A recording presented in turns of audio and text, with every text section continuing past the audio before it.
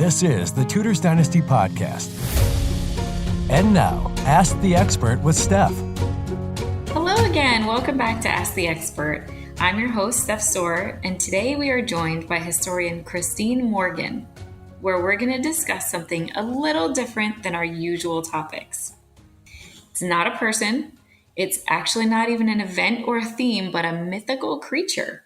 Today, Ms. Morgan will answer some questions about Melusine. Hello, Christine. Hi, Steph. How are you? I'm great. Thank you for joining us. I'm so excited to be here, and I love the intro you just did. It is definitely a fresh, interesting, new, weird topic. I know. Well, not weird. It's going to be great. It's going to be great. So in preparation for today, I was actually reading up on Melusine because admittedly, I don't know that much about her, but I love it. I can't wait to talk about it. And I noticed that what I thought was a tale from Luxembourg actually also has versions in France, Albania, Germany, kind of all over the place. So before I even ask you to give us a summary of the story, which we'll get to next, I just wanted to know, which one are we going to talk about today? Where did it originate, the one we're going to talk about today? So today's primary version will be from, I guess, France. But I will touch on a few elements of the myth that come from other places because I think that a lot of the different versions really add to the mystery of this character because no one knows what to believe. So it's going to be pretty comprehensive. She's famous everywhere, but we'll start in France.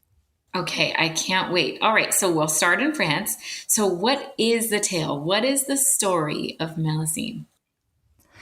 So our wonderful mythical queen, Melusine, is the daughter of a human king, who is the King of Scotland, and a fairy named Melusine. So she becomes Queen Melusine, which I love because it's too fun to say. And this king and his queen, they have 3 daughters who are triplets. So it happens all at the same time. But the king doesn't know that his queen is a fairy, a full fairy at that. And the queen has always insisted that her husband cannot see her when she's giving birth. But the king was so excited for the birth of his daughters that he sees, at some point, he sees his wife giving birth. And it starts this epic novel, this epic tale about revenge and curses and love. And even better, genealogy, which is where it becomes really interesting. But our queen, Melusine, who is, she has been betrayed by her husband. She and her daughters, including Melusine, they all flee and they go to Avalon. So we have a little crossover even with Arthurian legend here. So the queen and her daughters are unhappy in Avalon without their father, but Melusine and her sisters are so angry that their father betrayed their mother that they work together, and Melusine ends up imprisoning her father in a mountain along with all his treasure, all his worldly goods. And she feels justified. She feels this is a righteous punishment for his betrayal. But her mother is angry. And the queen curses all of her daughters with some magical element that they will have to either live with the consequences of, or they will have to live a good and upright life in order to reduce the consequences of this curse. So each daughter gets their own. But Melusine in particular is cursed to change She becomes a hybrid form of herself. And depending on which version of the myth you use, our French myth says that she changes every Saturday into this creature. And so she's concerned. She's not married. She's not in love. And she's changing into this horrible monster, a curse from her mother. But one day she is bathing in the woods, and a handsome king, Raymondin, walks by, hears her singing, and is completely enchanted by her. She has this mythical quality.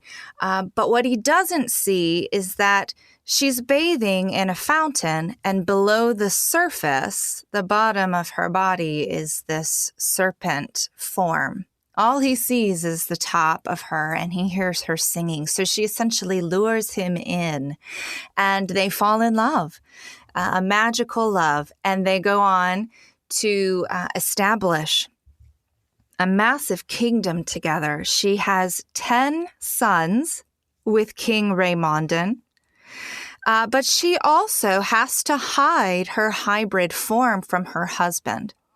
So she, just like her mother, has a condition for her husband. She says, "You cannot see me when I bathe on Saturdays." That's her day of transformation.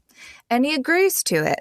And they are married for years and years and years. She has 10 sons, but he is convinced at one point by an advisor who does not like Queen Melusine that she is meeting with a lover in secret, and that's why he's not allowed to see her on Saturdays.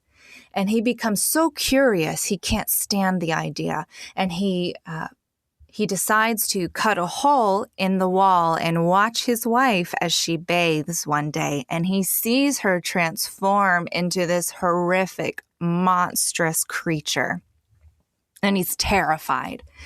And he exclaims. It becomes a whole dramatic event. He goes back to court and he tells the people at court.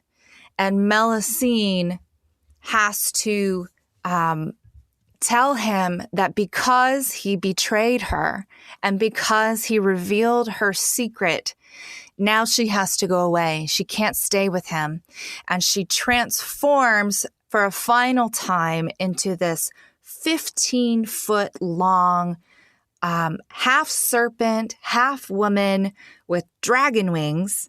And then she flies away screaming, and she leaves her husband, her kingdom, and her sons. And the legend has it that because she was such a good mother and a good Christian woman, she does return at night in secret to continue to breastfeed her younger children, which is a really interesting duality for this female creature. But she flies away, never to be seen again by the love of her life, King Raymondin. And that, as far as we know, is the end of the myth.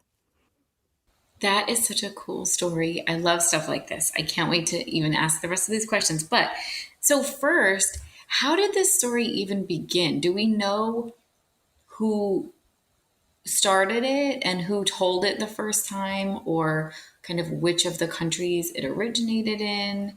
And even if there's any truth, obviously we know that these mythical creatures don't exist, but is there any truth to something that actually happened, which kind of transformed into this story? Where did this whole thing start? This is a great question, and also kind of multi-layered. But since we're starting in France, I'll give you that first.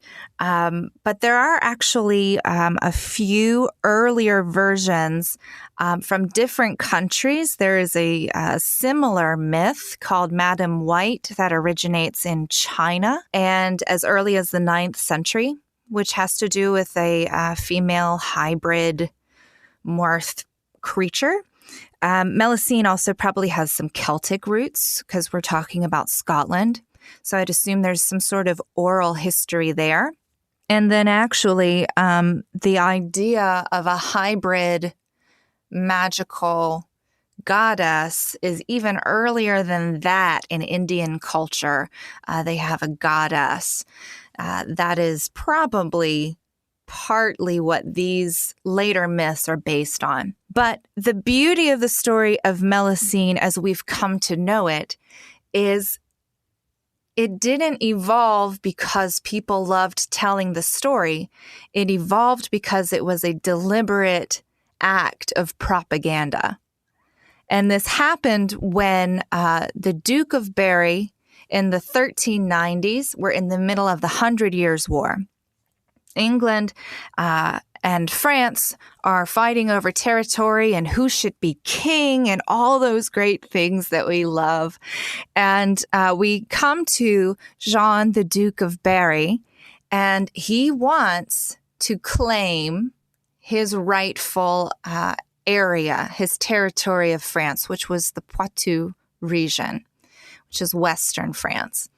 But in order to do it, he had to convince the people of the region that A, they wanted him to be in charge, and then B, that he was qualified to be in charge. So they had to like him and they had to trust him.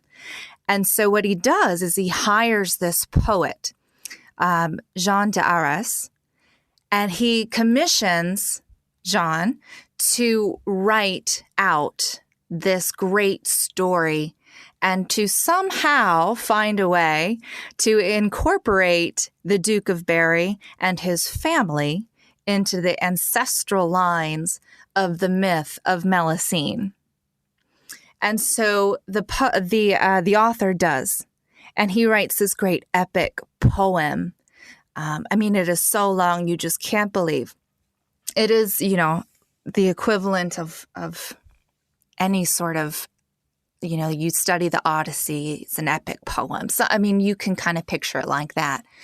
And he writes this great poem, and he ties in the real history of the world and the real history of the region. And then he twists it to fit with this myth. So this poem, the Melusine poem, is actually just this masterfully crafted piece of propaganda that was meant to be absorbed by the culture and by the people. It wasn't necessarily for nobility. It was for the people so that they would support nobility. And so that is how we have our first written, completed story of the myth of Melusine. And that was published in 1393. Now, when we are looking at the story of Melusine, it seems that Jacquetta of Luxembourg and the Woodville women are constantly coming up in different articles and different stories. We got a question from a listener that says, were the Woodville women really descended from Melusine? Obviously, that can't be the case because she's not a real human. But how do you think the Woodville women tied in to the story? Yeah, so this is a really fun question because this is where we get into just the really great elements of genealogy. So we know it was written to be essentially genealogy propaganda. But what happens is the story is so well done. It's so beautiful.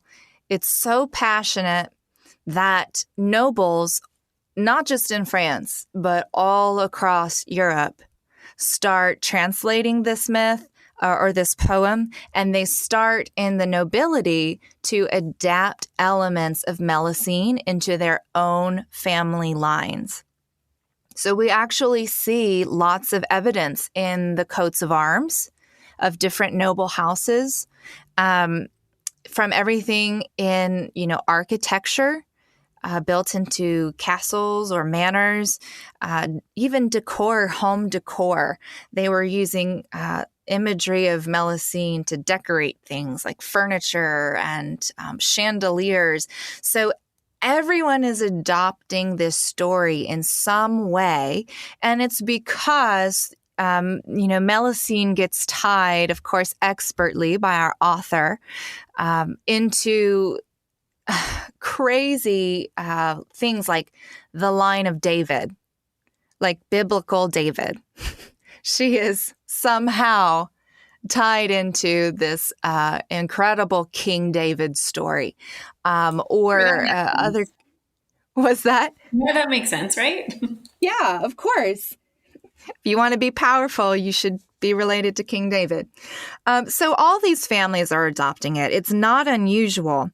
What is kind of unusual about Jacquetta and her daughter, Elizabeth Woodville, is that they kind of marry into their status. So like Elizabeth Woodville is not a hereditary queen. She's a consort.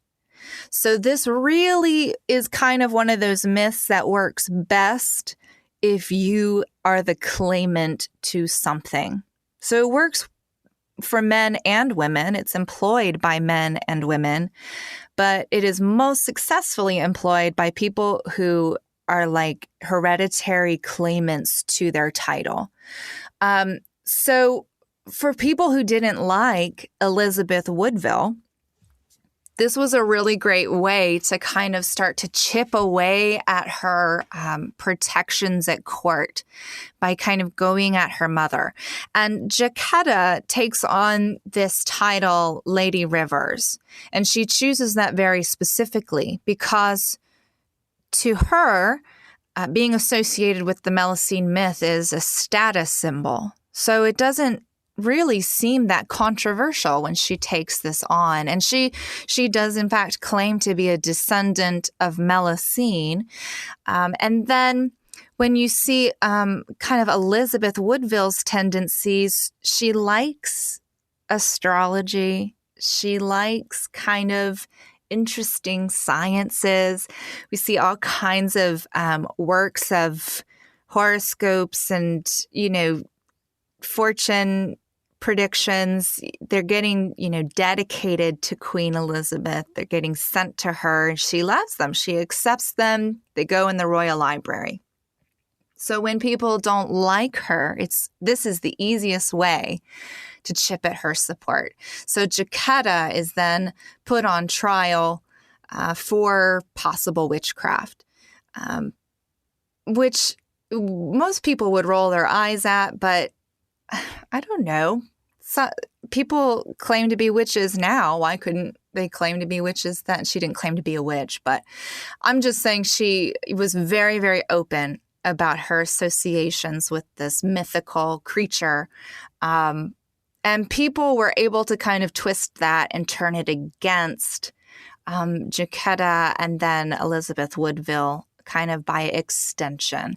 So again, that trial was all for show. It wasn't really serious. There was just no way Lady Rivers was going to have any issues. And of course, Margaret of Anjou comes in, steps in, stands up for her, which is important because Margaret of Anjou is from kind of that region as well. So she would have been very familiar with the myth also.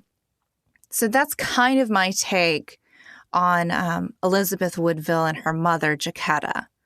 Well, I think that makes a lot of sense because Elizabeth Woodville and Jacquetta, they're always kind of lumped in and discussed with this kind of supernatural air about them. And we hear that a lot. What we don't necessarily hear, though, I don't know if you've heard this one in your research, but I had read that Richard I was actually also tied into Melusine somehow and somehow was labeled, I guess, as a descendant of her as well. Had you heard this before? And if so, where would that have come from? As far as him being a descendant, there is sort of like a a story that is like an alternative ending to the Melusine myth, probably from a much later translation, where when Melusine transforms and, flies out of the palace after her betrayal, she takes some of her sons with her. And the ones who are left behind then become like the next line of rulers. So I have heard that. But when you actually go in and you look really closely at some of these texts, in the earliest versions of these, the most reliable versions of these, I don't see that. What I do see, though, there is a tie to Richard I. And it's kind of fun. And it speaks to the fact that our author of the poem, again, is expertly weaving in real history with this timely propaganda. So when the French translation comes out in 1393, the Richard I tie is going to be a parallel to the story of some of Melusine's sons. So she has 10 sons, and all the sons have some, because they're part magic, but most people don't know that. Only Melusine knows that. So all of the sons have some sort of interesting deformity because they are partly affected by this magic, by this curse. So some of them will have, like one tooth that's really long, or one of them has a paw print birthmark on his face. And I think another one, like there's a patch of hair that grows on his nose. Like there's just a lot going on. Each of the sons has something. But the reason that Melusine is not seen as purely evil is because in her myth, she is Christian. And so the story is that her sons are instructed by her to go on crusades, similar to how you think about the Templars. We're having the Christian world fighting with the Islamic world over territory. And so some of her sons actually go and they, in this poem, they attempt to take the island of Cyprus. And they succeed, and it is wonderful, and everyone is happy. But in real life, the people reading this would have been very familiar with the lore of the Crusades. They would have been very familiar with the situations, the different battles. And there is one battle in particular, where Richard I, also known as Richard the Lionheart, tries to take the island of Cyprus. He is not successful, but Melusine's sons are. And so our author really expertly wove in what he knew about Richard I's attempts to gain this territory. And he wove it into his story, but then made the outcome positive because, of course, we want the Christian world to win the Crusades, or at least the author did, which is great. And then the sons sort of, they stay there, they take the land, one of the sons inherits it, and then the rest go off into battle again to take some more land. So from these battles, these crusades, these attempts to take territory, not always in the context of a crusade, but sometimes, this Queen Melusine and her king Raymondin become the rulers of territories like Cyprus, Armenia, Bohemia. They're really trying to get to Jerusalem. And that is all in addition to their ruling abilities in France.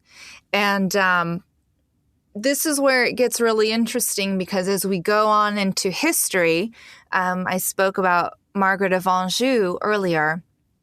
Her family was claiming the same power over the same territories. So this is why I say she would not have been surprised, or even that concerned about Jaquetta, Lady Rivers, claiming to be a descendant of Melusine because her own family claimed power over these regions in France by the same exact line of thinking. So again, this myth just really permeated. But that's my only tie that I really see in the early texts to Richard I. Now, we know also that water is significant in Melusine's story, as far as her not being, or sorry, her husband not being permitted to see her while she was bathing. And then obviously she has this tail and all this kind of, what she becomes on Saturdays. So if you could clarify for us exactly what she looked like, because it seems like some of our listeners are confused as to if she's really monstrous looking and ugly, or if she still was this kind of beautiful mermaid looking, just happened to have a tail of a sea creature, but waist up, she was a beautiful woman. We don't necessarily know exactly what we should be envisioning. And a lot of people, we have all our listeners here that requested to just confirm if it's called a serpent, a mermaid, a water sprite. Some people called it a nymph, a siren we got also. What would you say would be the appropriate way to describe what she looked like? Wow, your listeners are awesome. This is a great question. And in short, it depends on what version you're reading, which doesn't help. If we're talking about the French version, the first time this was ever written down, I would say she is really, she's almost like half fish. I would describe it more like a fish. It's a little more scaly. There's not always two tails in all of the myths. Only some of them have her with two tails. Some of them have her with one. If you go to Germany, if you go to their translations, she is a serpent. It is a monstrosity. She is a hybrid monster. And I do think that that's probably the most accurate depiction. Because we know in the French version, the epic poem by d'Arras, she transforms in a way that just terrifies her husband. He is absolutely disgusted. He's scared. He goes to court and he reveals her. So I think that it is later translations. For example, the translation into Middle English, she is less horrific, which is interesting because, I mean, the Middle English translation, they're really trying to focus on things like chivalry and courtly love, and they kind of remove magic as much as they can, obviously only to a certain extent, but they soften her a little bit there. I would also say she's maybe a little less monstrous, although not much, in Spain, the Spanish version. But yeah, she's not pretty. But this is important because what the author was doing in context of the time period was completely appropriate. She is a beautiful woman. She is impossible to resist. She is a Christian. She is a loyal wife. She is a mother to 10 heirs, 10 sons. She is a master architect. She expands the territory. I mean, she is so amazing, but some of those things are really masculine. And some of those things are really feminine. And if she's going to be a great architect and an expander of territories, then she also needs to be a Christian. She also needs to give birth to as many sons as anyone could imagine. Everything about this poem is about balance. So I think it makes perfect sense that in her human form, she is beautiful. But when she transforms, she is monstrous. You can get everything from a serpent to a siren. Even Chaucer was writing that the French really liked sirens, and he liked the word mermaid. I mean, it was all over the place, this terminology. And it's not across the board consistent.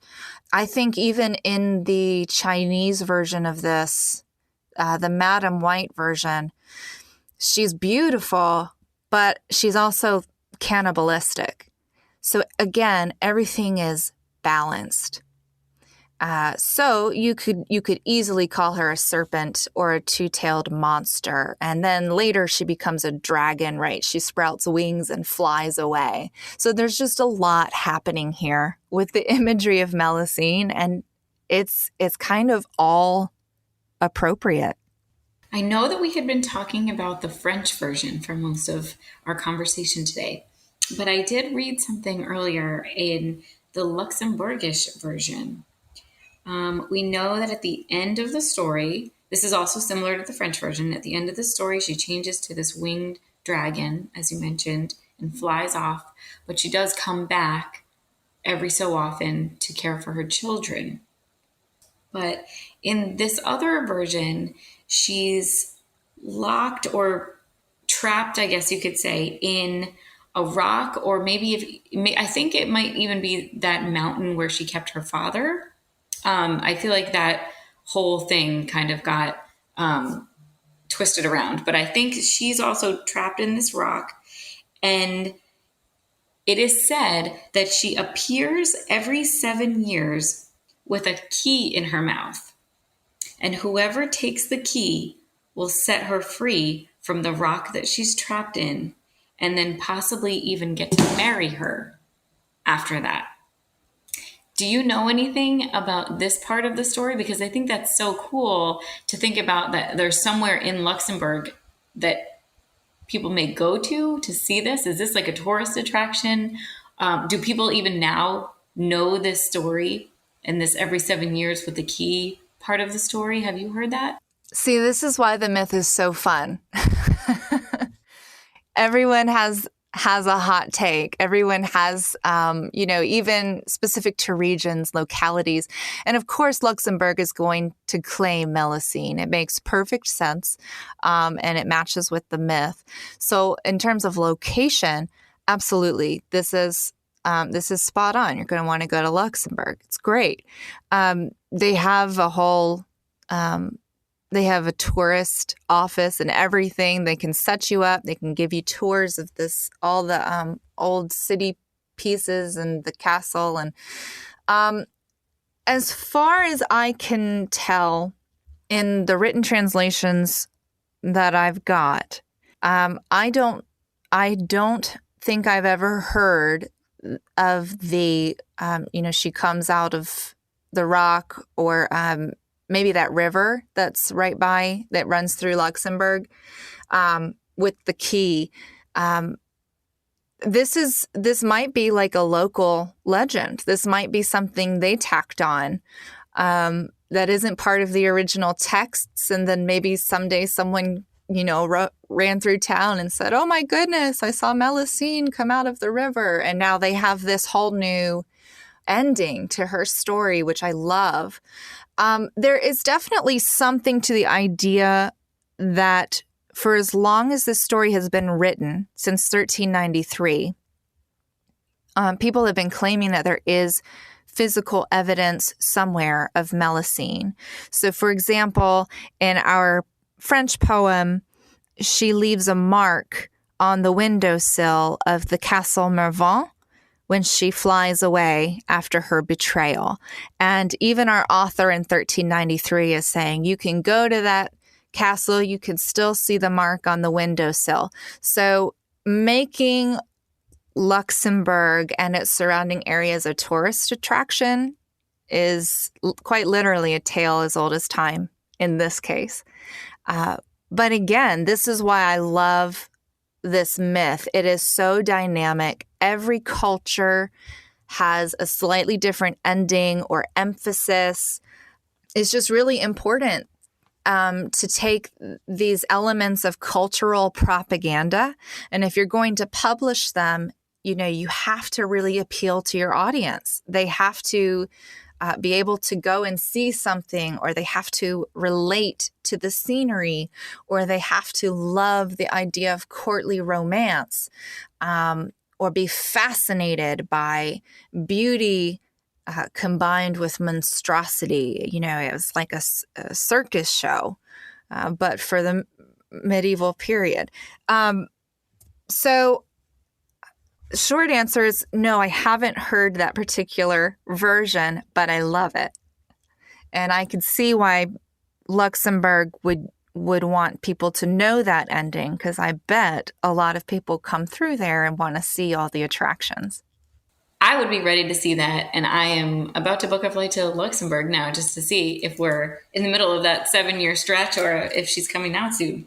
So the last question here that we have is actually kind of a funny one, but we all want to know this. What does Melusine have to do with Starbucks?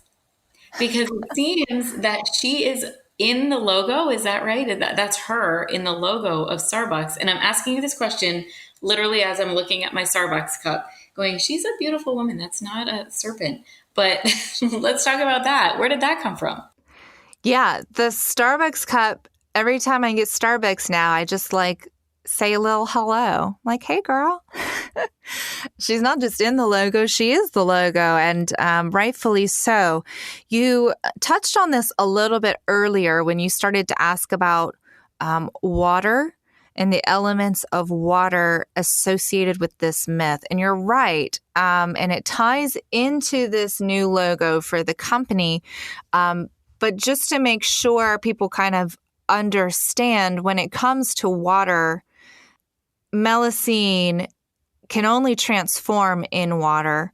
But as it gets adapted by different countries and pulled into the nobility, we actually see several queens who adapt the Melusine myth into their culture, like Isabella of Castile, Queen Elizabeth I of England. And a lot of times, the way that they're using this propaganda is to justify something that they are doing that involves water. So for Isabella of Castile, she and King Ferdinand are, of course, funding Christopher Columbus, who is going to sail and find the New World and claim it. So she's using it to justify the expansion of territory across water. So there's dominance there. And then we also see it in the imagery of Queen Elizabeth I in her royal portraits, which are famously fabulous propaganda pieces in and of themselves. But in her Armada portrait, she's just defeated Spain on the water. You can actually see a golden mermaid behind her in the Armada portrait. She also was funding Walter Raleigh in his attempts to come to the New World again and colonize areas like Roanoke or places just off the coast of what became Virginia and a little bit of what is now North Carolina. So the element of control over water by way of the Melusine myth is popular. People love it. So when we start to think about why would Starbucks then adopt Melusine, their thing is coffee, right? How does that make sense? Other than if they needed water to make the coffee, which they do. My take, I haven't found an official take, so you're getting my hot take on the Starbucks logo here. The way that I see it is, when it comes to coffee, we're also talking about trade.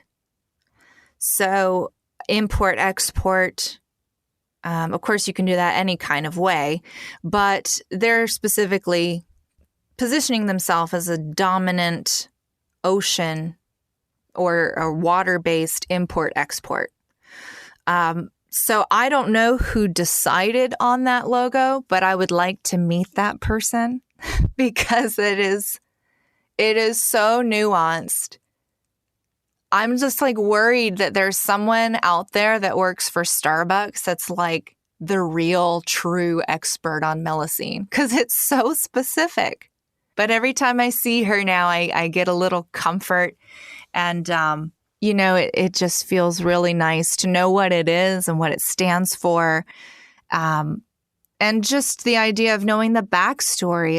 It's an incredible myth created all to help nobility claim power. And they did it through a woman. Highly unusual. And then it was so well done that people, couldn't tell the difference really between what really happened in the world and what was happening in the myth. And then women, our queens, our monarch queens, start using it because that's how powerful it was. All these cultures across Europe, and if we're being honest, some of them even in Asia, because we've mentioned they have a version as well. But all these different societies and cultures are thirsty for Melusine, and yet we never hear about her because somewhere in the 17th century, maybe in the 18th century, she kind of drops off. And then now all we hear about is King Arthur, which is perfectly fine with me. I love Arthurian legend. But the reality is there was a female counterpart, and she was equally as powerful as an influence on late medieval and early modern Europe. Well, I love that. And I love hearing the ties with Starbucks. And if there's any Starbucks higher ups listening to us today, please give us a call and let us know if we hit it on the head there with the description of where she came from as far as the logo. Because I don't think any of us are going to be paying attention to anything else now when we see the Starbucks logo, right? I had a funny encounter on Twitter maybe about a year ago. I was supposed to actually present some of my research on Melusine at a conference in Luxembourg, hosted by the royal family of Luxembourg. It was a big deal. And then COVID hit.